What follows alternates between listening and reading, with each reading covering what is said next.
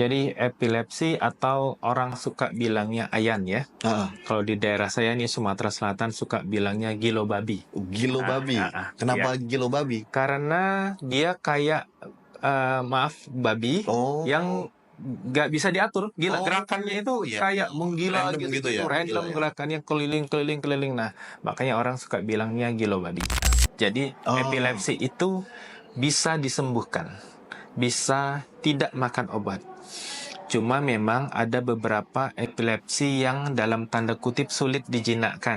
Bahkan sampai ayan tuh jadi nama tengahnya dia.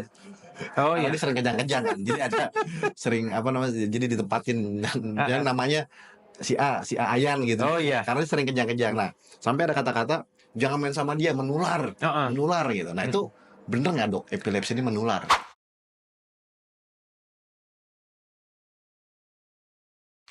Assalamualaikum warahmatullahi wabarakatuh. Jumpa lagi bersama saya Ilham Pradipta di program Pod Klinik dari Rumah Sakit Air Bunda Lubuk Linggau. Dan insya Allah hari ini kita akan ngobrol-ngobrol terkait salah satu penyakit yang tentunya ini udah umum terjadi di Indonesia.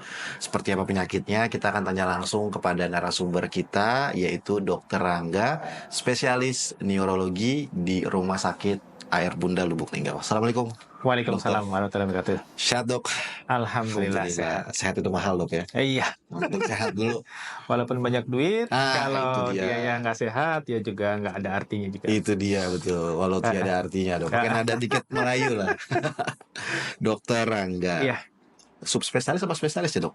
Spesialis. Spesialis. Kalau dulu orang suka bilang spesialis saraf. Oke. Tapi kalau sekarang agak sedikit dilatinkan jadi spesialis neurologi. Jadi lebih keren lah. Lebih keren gitu. Kalau di restoran jadi lebih mahal tuh biasa. Dokter, kita ini mau ngomongin tentang penyakit yang terkait sama saraf tentunya. Dan itu biasanya udah terjadi umum di Indonesia. Ini penyakit epilepsi. Alias ayan ya dok ya? Ayan. Nah ini salah satu penyebabnya tuh apa dok epilepsi ini? Jadi epilepsi atau orang suka bilangnya ayan ya. Kalau di daerah saya nih Sumatera Selatan suka bilangnya gilo babi. Gilo babi. Kenapa gilo babi? Karena dia kayak babi yang nggak bisa diatur. Gila, gerakannya itu kayak menggila random gerakannya keliling. Nah, makanya orang suka bilangnya gilo babi. Nah, apa itu ayan atau epilepsi? Jadi secara pengertian sih, epilepsi itu adalah gangguan sistem saraf di otak. Itu disebabkan karena aktivitas listriknya yang berlebihan. Aktivitas? Listrik berlebihan. Listrik, wah kita berapa watt nih? Iya, jadi kan di otak itu ada yang namanya saraf atau neuron. Dia itu menghantarkan listrik atau impuls saraf sehingga dia bisa nyampe ke tangan. Sistemnya harus masuk dulu impuls sarafnya dari otak sehingga dia bisa menggerakkan tangan. Nah, itu sudah ada kekuatannya tersendiri, sudah diatur sama Yang Maha Kuasa. Nah, kalau aktivitasnya berlebihan, banyak loncat-loncat dia, sama kayak konslet lah. Aktivitas listrik yang berlebihan, maka gerakannya tuh nggak terkontrol. Jadi seperti kayak gilo babi gitu.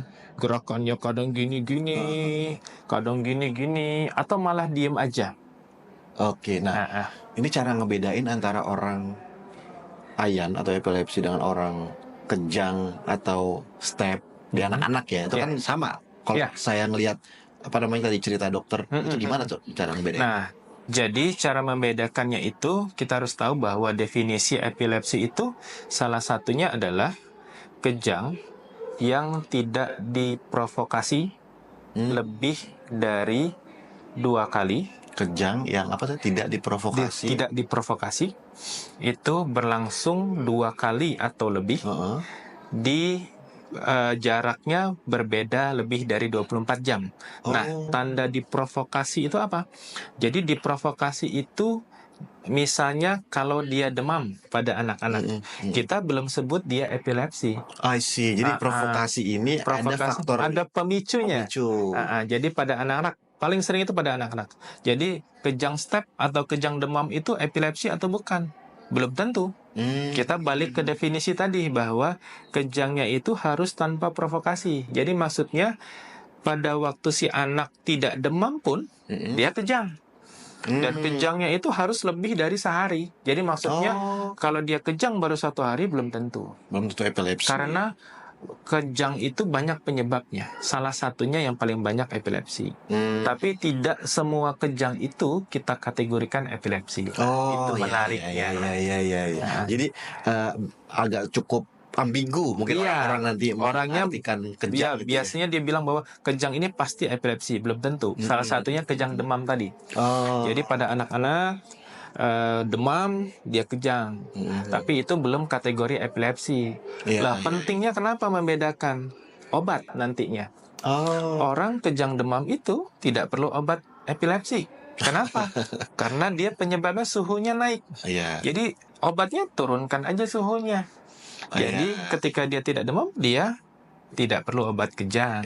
Nah, kalau epilepsi, dia harus makan obat dengan jangka waktu tertentu. Gitu.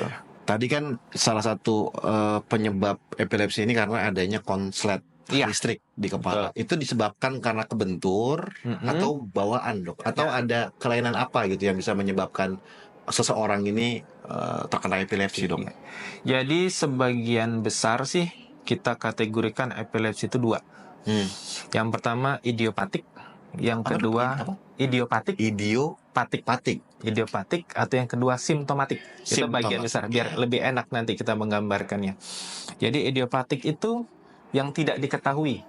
Nah, biasanya itu pada anak-anak. Jadi dia itu lahir normal, ketika perkembangan tiba-tiba SD dia kejang.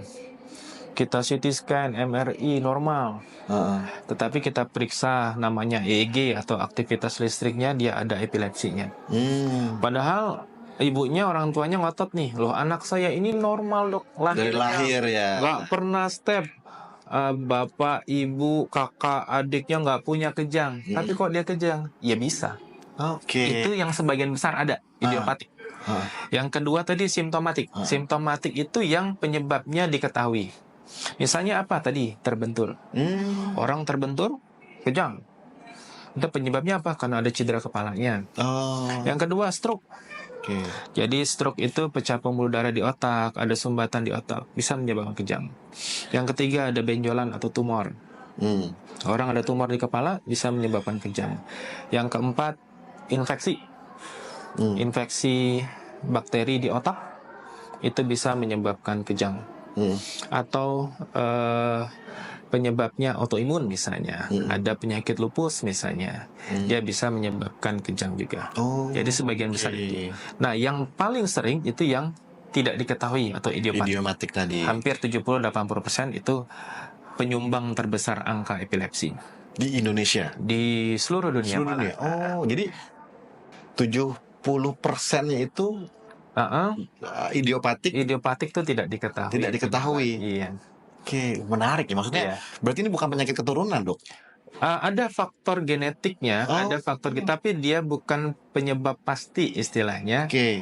Bukan sebagai penyumbang pasti. Jadi orang tuanya tidak kejang, pasti anaknya tidak kejang. Ya enggak juga.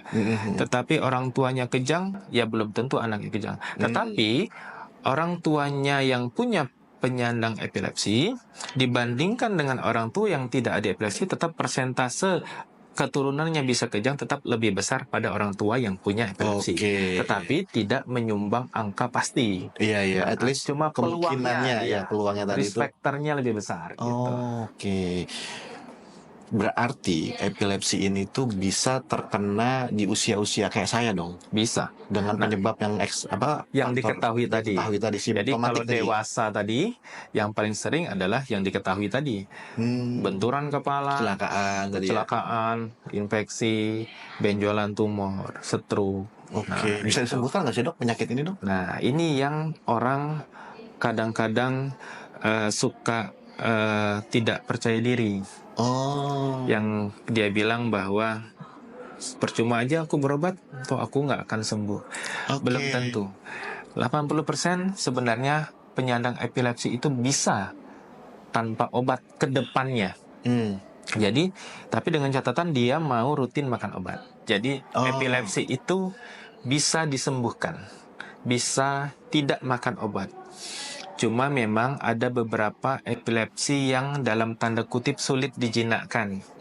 Jadi dia perlu berbagai macam obat, dia perlu jangka waktu yang lama, atau bahkan dia misalnya 3 macam obat, dia tetap kejang, itu ada. Tetapi persentase yang paling tinggi adalah pasien bisa dengan makan obat jangka waktu tertentu. Pada saat ini kami merekomendasikan bahwa 3 tahun minimal pengobatan untuk epilepsi itu. Ketika dia tidak kejang selama 3 tahun, itu dia bisa lepas obat. Oh, dinyatakan sembuh dengan syarat-syarat tertentu. Misalnya kita rekam otak ulang lagi atau EEG bahwa aktivitas listriknya udah normal nih. Kita mulai berani. Apakah menghentikan obat setelah pengobatan 3 tahun itu menjamin 100%? Tidak. Lah, terus kenapa milih 3 tahun? Karena secara studi penelitian bahwa orang makan obat kejang dalam jangka waktu setahun itu ketika kita stop, persentase kekambuhannya masih agak tinggi. Jadi studi orang juga lebih lagi nih 2 tahun. Gimana kalau lihat 2 tahun? 2 tahun ada penurunan untuk resiko kejangnya kalau kita stop. Tetapi tetap angkanya agak tinggi juga.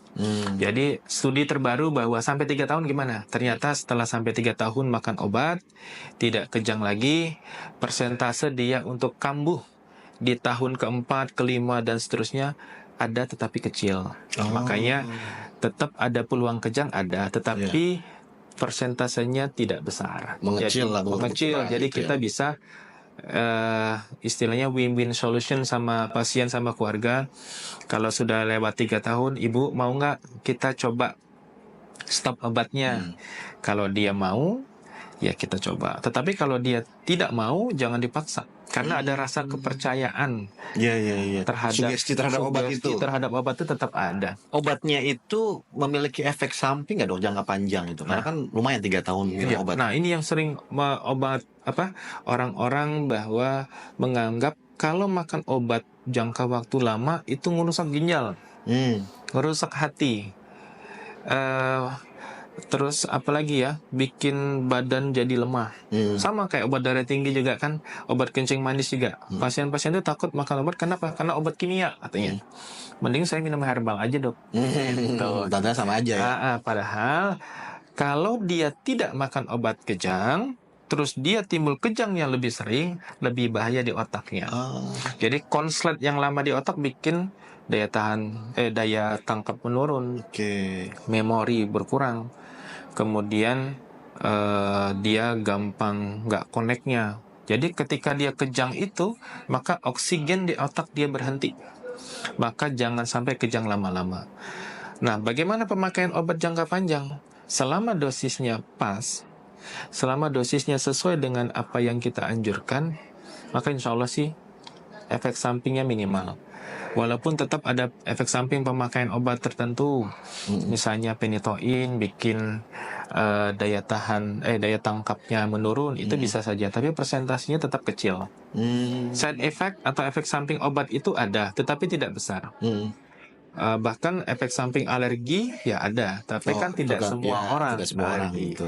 Nah, jangka panjangnya itu dengan dosis yang pas tidak akan merusak ginjal atau hati dengan monitoring tiap bulan. Makanya kita sarankan pada pasien bahwa setelah makan obat kontrol ya, jangan nggak kontrol, nanti mentang-mentang nggak kejang, obatnya nggak dimakan, atau obatnya dimakan tetapi nggak kontrol lagi atau lost control. Karena yang kita lihat pada waktu kontrol itu bukan kejangnya ada atau tidak, tapi efek samping obat muncul nggak? Gitu. Makanya pentingnya kita ketemu dokter lagi untuk melihat itu. I see. Menarik. Berarti banyak paradigma ternyata di masyarakat itu yang masih belum terinformasikan atau mungkin belum ngeh ya. Ternyata secara pengobatan pun aman untuk epilepsi ini. Selanjutnya nih, Dok. Ya. Ini sebenarnya pertanyaan saya waktu masih kecil sih sebenarnya. Karena kalau waktu kecil tuh ada di tetangga saya juga Ayan ya. Kita bahkan sampai Ayan tuh jadi nama tengahnya dia. Oh Karena iya. dia sering kejang-kejang kan. Jadi ada sering apa namanya? Jadi ditempatin yang namanya si A Ayan gitu. Oh iya. Karena dia sering kejang-kejang. Nah, sampai ada kata-kata jangan main sama dia, menular, Heeh. menular gitu. Nah, itu bener nggak dok? Epilepsi ini menular? Bukan dulu aja, sampai sekarang Sampai pun sekarang? gitu. Wah, berarti masih sama Makanya nih. stigma epilepsi itu bahwa ayan itu menular sampai sekarang masih. Semua orang. Memang Atau sudah rata-rata yang berobat ke dokter. rata-rata ya. Jadi saya lahir di zaman-zaman 80-an ya. Jadi generasi 90-an lah. Milenial kurang dikit lah. Kurang dikit. Jadi dulu tuh sempat ada tuh di stasiun TVRI bahwa karena stigma bahwa si epilepsi atau ayan ini menular, orang dijauhi, dikucilkan. Karena takutnya menular. Dia berbusa, kena busanya, orang pasti nular. Nah, makanya pemerintah dulu ada iklan layanan masyarakat bahwa epilepsi itu tidak menular. Tidak menular. Bahwa kan ada orang main bola, terus dia panggil lu, saya ingat banget dulu waktu itu. Di dipanggil ibunya. Ayo di kita main bola lagi. Nah, itu dia. Itu kalimat. Ayo di kita main bola lagi. Ini. Jadi makna yang ditangkap dari situ yang pertama, epilepsi tidak menular. Oke. Yang kedua, epilepsi bisa main bola. Epilepsi bisa dan boleh main bola. Boleh main bola, boleh aktivitas kayak orang biasa. At least paradigma orang epilepsi atau yang nggak boleh kecapean tuh salah. Iya. Main bola aja boleh gitu. Ada resiko bahwa tingkat kelelahan mempengaruhi, tetapi itu tadi tidak sebagai faktor tunggal penyebab ayan itu kumat. Faktor kecil iya. Jadi ayan tidak menular, ayan bisa aktivitas kayak orang, kayak main bola gitu. Jadi ini yang tetap masih berkembang di masyarakat. Sebagai PR kami juga sebenarnya bahwa edukasi itu tetap harus kita lakukan. Jangan sampai mereka penyandang epilepsi ini tertutup untuk bergaul, tertutup untuk bekerja. Karena mereka takut itu tadi stigma penularan tadi. Artinya mereka juga tidak memiliki atau tidak mendapatkan hak yang sama sebagaimana orang normal pada umumnya gitu ya dok ya. Jadi mereka kayak ya mungkin sama seperti teman-teman yang memiliki disabilitas kali ya. Oh ini orang ayan nggak boleh kerja nih, nanti khawatir gitu. Jadi, bahkan mereka menikah pun kadang takut. Nah itu gimana dok? Kan artinya kalau suami istri ini kalau salah satunya ada yang epilepsi atau ayan nih, mereka pasti berhubungan suami istri kan? Apakah itu menular atau terbawa ke anak? Nah, kalau menular dengan hubungan seks atau suami istri tidak. Ada cerita menarik memang, ada pasien saya, dia belum nikah waktu pengobatan. Belum menikah. Kemudian dia menikah, tetapi dia tidak bilang ke istrinya kalau dia penyandang epilepsi. Tiba-tiba kumat. Bertemulah saya. Kemudian istrinya menanyakan, "Dok, suami saya ini bisa sembuh nggak sih sakit kayak gini? Saya baru tahu dok." Gitu. Jadi seakan-akan dia kaget, kayak mukanya tuh nggak percaya, malah takutnya timbul penyesalan. Jadi saya ini nanti menikah sama dia, apakah nanti dianya maksudnya itu bisa bekerja, mencari nafkah, anak keturunan gimana, itu yang dia takutkan. Makanya saya kasih penjelasan bahwa epilepsi sebagian besar akan sembuh tanpa obat, cuma sabar dulu. Sabar itu dalam arti kata kita punya target pengobatan jangka waktu tertentu sampai dia terkendali kejangnya itu jinak dulu. Aktivitas konslet itu kita jinakkan dulu. Dia dulu bisa listrik yang dibenerin dulu, dia bisa aktivitas seperti sedia kala. Untuk keturunan tetap saya bilang bahwa memang ada faktor genetik itu mempengaruhi, tetapi tidak tinggi, tidak besar. Sehingga bukan berarti bahwa bapak atau ibu epilepsi itu akan menurunkan 100% ke anaknya bahwa anaknya pasti penyandang epilepsi. Tidak. Tetap ada resiko, memperbesar faktor resiko iya, tetapi tidak mutlak. Bahkan banyak orang tua yang epilepsi anaknya ya normal-normal sehat-sehat aja kayak biasa. Artinya untuk para calon pengantin pun harus ada pengecekan. Harus jujur. Harus jujur, terbuka juga. Karena orang epilepsi itu kelihatan kayak biasa normal aja, aja kan? normal-normal aja, apalagi yang makan obat. Itu pun dia bisa kejang lagi tuh tanpa sebab, tiba-tiba kejang gitu dok. Iya. Jadi nggak ketahuan penyebab sama sekali. Misalnya Iya. kita lagi, bahkan sampai lagi akad nikah pun tiba-tiba bisa kejang. Bisa. Oh. Kalau dia tidak atau belum terkontrol. Oke. Jadi tidak ada kenapa dia penyebab. bisa kumat lagi? Yang paling tinggi penyebabnya adalah tidak rutinnya makan obat. Atau jam makan obatnya Berubah-ubah. Oke, jadi harus konsisten. Harus konsisten. Sama. Mau jam segini terus. Maunya 3 kali sehari, 3 kali sehari. Oke. Bahkan sekarang ada obat yang 1 kali sehari. Oh, gitu. Dosisnya berarti agak tinggi ya? Iya, jadi berbagai macam obat, berbagai macam cara pemakaian, tergantung dari individu masing-masing. Epilepsinya jenis apa? Obatnya ini termasuk golongan psikotropika. Apa bukan dok? Ini kan obat saraf ya? Iya, jadi sebagian besar obat epilepsi tidak psikotropika. Oh bukan. Sebagian besar. Apakah ada? Ada, tetapi golongan tertentu dan saat ini bukan obat yang utama. Oh, jadi bukan. Jadi golongan psikotropika itu kan bukan obat utama sebagai pengobatan epilepsi. Oke, jadi untuk maksudnya gini kan biasa apa tahu misalnya ada laki-laki yang epilepsi berobat terus ada keperluan kerja tes medical check up. Wah, ada narkoba nih itu kan. Harus dilampirkan juga kan kayak insya Allah gitu. aman. Oke, nah alhamdulillah. Nah dok, berarti untuk para orang tua mungkin atau yang mau menikah atau mungkin buat anaknya itu mereka ada anjuran atau senyamannya mereka untuk melakukan pengecekan EEG itu nggak sih dok? Atau pengecekan epilepsi itu EEG berarti kan? Iya, kalau dari saya jadi epilepsi itu harus kita pastikan dia epilepsi atau bukan. Kalau sekarang kan kayak sekarang nih saya kan merasa tidak ada epilepsi dong, berarti kan. Nah, apakah saya perlu melakukan pengecekan untuk memastikan? Oh, kalau dari saya sih, kalau dianya itu tidak kejang, tidak perlu. Tidak perlu. Nah, kalau dia kejang, pernah kejang. Kalau dia kejang, yang ambil tadi contoh anak-anak tadi, orang tua harus pastikan ini kejangnya step biasa karena demam atau dia ini epilepsi. Nah, itu yang harus kita cek.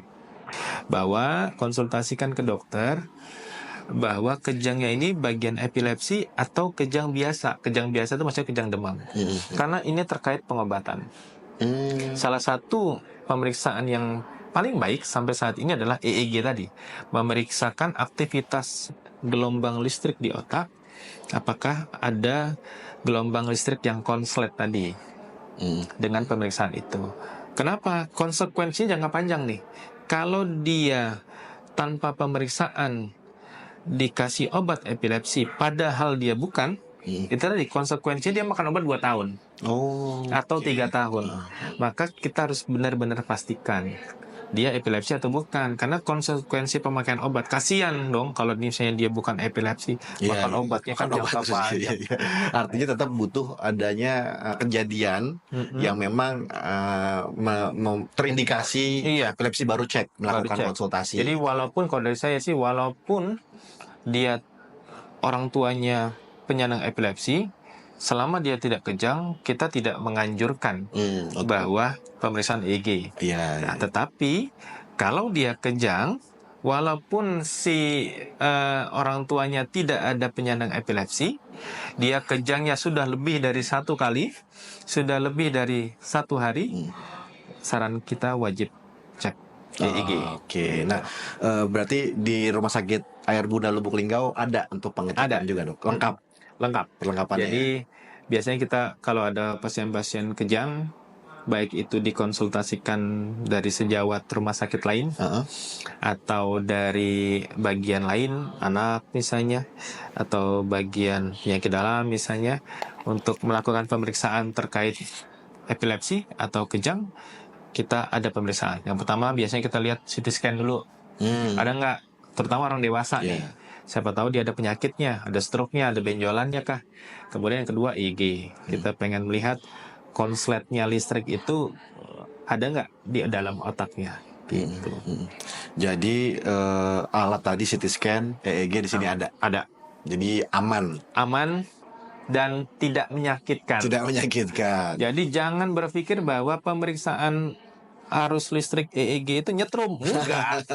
Jadi orang tuh melihat kan dipasang Mesinnya, kabel gini. iya. Ini pasang-pasang kabel. Waduh, sakit pasti. Ada yang takut malah. Oh, Takut katanya sakit. Kan meriksa listrik, pasti disetrum ini, Dok. Iya. Enggak, bukan disetrum. Justru kita Cuma ditempel aja. tempel doang. Udah, tidur silakan tidur. Gitu. Oke, nah sekarang jadwal dokter praktek di sini. Hari apa aja adanya, Dok? Oh ya, saya Senin sampai Sabtu ada. Oh, Senin sampai Sabtu ada. Tapi Senin sampai Jumat pagi Pagi sampai siang sampai jam 2. sampai jam 2, setelah itu udah nggak ada Habis maghrib. Oh, Habis lanjut maghrib maghrib. nyambung. Senin Tapi- sampai Jumat dari pagi sampai siang. Heeh. Dari jam 2 sampai maghrib tuh kosong. Nggak ada dokter praktek. Habis maghrib baru ada praktek lagi. Iya. Oke, itu sampai hari Jumat. Sabtunya Sabtunya saya pagi. pagi aja. Tapi Senin sampai Jumat tetap buka polisaraf, tetapi ada tim kita juga, ada Oke, dokter iya. saraf juga untuk yang sore. Oke, wah, Masya Allah ya. Jadi buat ayah bunda, mungkin juga bapak ibu, kakak, adik gitu ya, yang ada memiliki gejala-gejala kejang dan lain sebagainya, yang terindikasi kayak epilepsi, bisa langsung segera menghubungi nomor di bawah buat mengatur konsultasi atau juga bisa mengatur jadwal untuk ketemu sama dokter Rangga atau Iya. juga dokter Betul. neurologi lainnya yang ada di Rumah Sakit Air Bunda. Iya. Dan sampai sekarang itu masih banyak orang yang menganggap kejang itu penyakit kiriman. Oh, itu Nah, dia. Kejang itu penyakit yang memang benar-benar ada, Bukan kiriman. sehingga tidak perlu dibawa ke dukun atau Orang pintar, orang-orang pintar.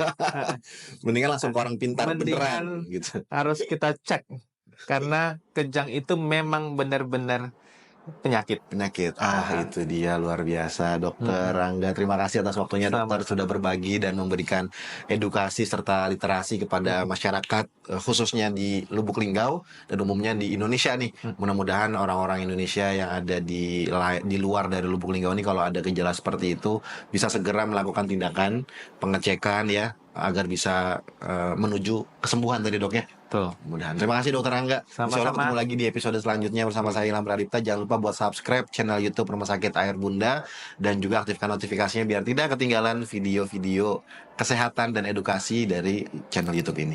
Assalamualaikum warahmatullahi wabarakatuh. Assalamualaikum warahmatullahi wabarakatuh.